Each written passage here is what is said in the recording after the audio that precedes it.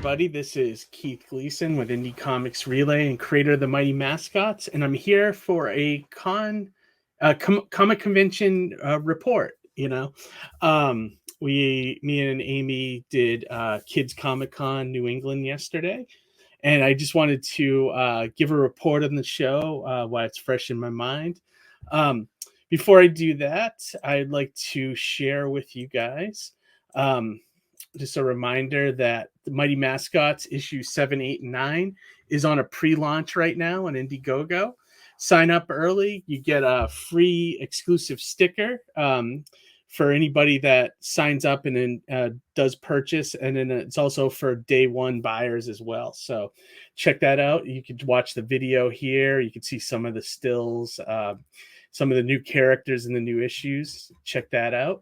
Also, I wanted to show you guys, Plastic City Comic Con. We are right around the corner from our show, which is July 16th, 2022. This is at the Wallace Civic Center in Fitchburg, Mass. Entrance fee is $10. Kids 12 and under free parking as always. And we got about 150 vendors coming. It's going to be great. It's going to be a really exciting convention. Just welcome back. And, we're very comic focused. So if you love comics, definitely come down and check that out. All right. That's about it I got to do for my promos there. So I wanted to start talking, I did a con report a while ago with Johnny talking about his experiences at C2E2. I thought it'd be a good idea to talk about other shows that because I do a lot of conventions a year. I'd say I average about maybe 2 a month, at this point, even on the off seasons. We always find like a craft fair or like a 1 day, afternoon show somewhere, so but Kids Comic Con New England has been around for a few years now. I want to say maybe about 3 or 4 at this point. It's a 1 day show. So let me start by saying 2 things. Like, I want to review this show from like a vendor's point of view, but also from an attendee's point of view. Now I'll start with the attendee's point of view. So, KidsCon New England, great show.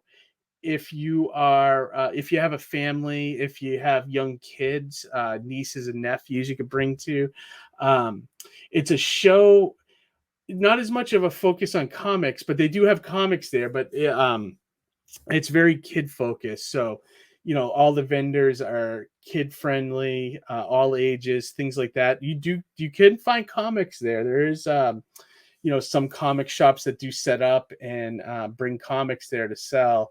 But you find just more like vendors that cater to the family, so, if you're looking for, you're not going to find horror stuff there. You're not going to really find sci-fi. You're just going to find stuff that's great for all ages. And so that's one of the pluses, Another great thing about this show is, they have a very cheap admission price. I believe, let me see, I had their website here. Let me bring it up. I believe it's, you know what? Let me bring it up before I say something that's incorrect. Let's see here. I should have this stuff ready by now, but you know me, I'm very unprofessional here.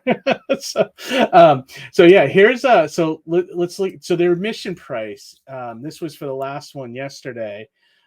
Ages 5 and up is $12. Under 5-year-old is a free admission. And then anybody else is $15.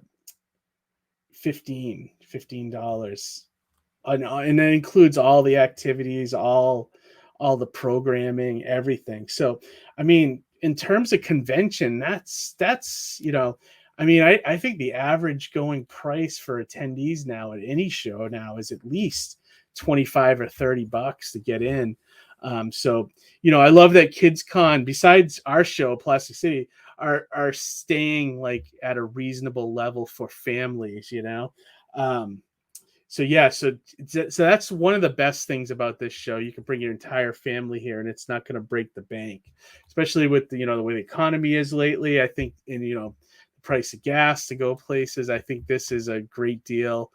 They do the show like twice a year. I think they usually do one in the spring and then also in the fall, but they vary the location. Like I think the fall one is going to be in Portland or Portsmouth, something, up in Maine. And this one, this is a new location. They used to do the show in Nashua. So now this one is at the Everett Arena up in Concord, New Hampshire, I believe.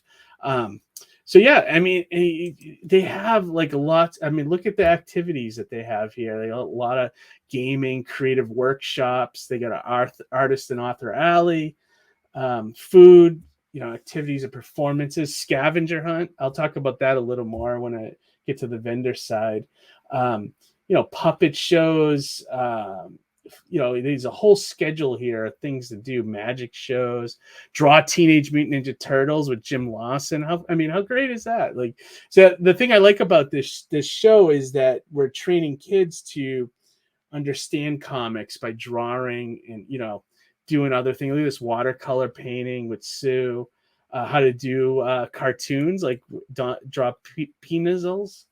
Jedi training. So, if you get those lightsaber skills going, and all these photo ops with different characters dressed up, it's great. I feel like this is a show that is much needed in our in just in general. Like there should be a kids con across the country. I mean, I think this is something that, if you're a promoter out there and you're seeing this and you're out in the Midwest or whatever, this might be an idea to latch onto. I mean, there's so much activities there that the family can stay all day. So that was great. So we saw a lot of same faces and a great crowd yesterday. Really good crowd. It's nice to see people coming back to conventions. What else do I have? I got cheap admission, lots of programming, and then also a lot of family friendly guests. Like, artists, writers. And I think I mentioned that at the beginning of the show, but, like some of these guys you may know from our area. Emily Druin is actually, her and her husband, Jeremy, are the promoters for this. So she does very kid-friendly comics to begin with. So it's nice to see her taking that to the next level with a convention. But just going through, I mean, this is all fun stuff for kids. This is stuff that's missing in our industry. So it's nice to see that this is something that is, she's filling the niche here. So this is great stuff. Look at this, Mighty Mascots, me going to be there. I was there yesterday. Really a lot of fun. So yeah, just scrolling through here. The guests are great. You can't do wrong. Hero Shack. We interviewed them not too long ago. So great stuff. And some of these people will be at Plastic City as well. So that's always nice to see. And, just looking at it, even they got Mary Mac, Enterprise Comics, all these great, great comic companies or retailer stores, I should say, come into the show as well. Our friend Adam here from Compassion. Yeah, so this is great stuff. So I totally recommend, if you can go to this show, and if you got a family, little ones, looking for something to do, Kids Con is great for that. Let me see. I just wanted to mention they do a great job. Like with the programming too, there seems to be something going on all day, which is nice. And then, you have dead spots where they can walk around and do some shopping, which helps us as vendors, I also know that Emily and Jeremy do a great job with doing just kids workshops in general at other shows too. At other Comic Cons, you'll see them set up and do train kids on how to draw things and stuff like that, have activities ready to go for them. So that's great. We're talking to them about maybe getting them at Plastic City. We'll see if that happens, but we're definitely working on that. If not, we'll have them at a future show, So now I wanted to just talk a little bit about going to the show as a vendor. It's perfect for me. My comic, Mighty Mascots, as most of is all ages. So it's written like the comic books we grew up with in the 70s and 80s. So there's nothing questionable in it, just a little, the normal, like what you would have seen in a Spider-Man comic of the 70s and 80s, a little fisticuffs, a little storytelling, a little character development.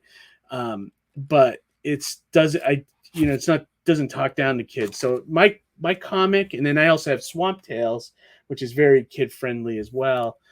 So I am actually a very good fit for this show, because I do offer something for families and for kids in general. So I try to do it as often as I can. As long as my schedule's open, I will try to do each day. As a vendor, it's great because it's one day, so no hotels needed. um, Gas is going to be a factor coming forward with most shows, but if you plan accordingly, it shouldn't be too bad.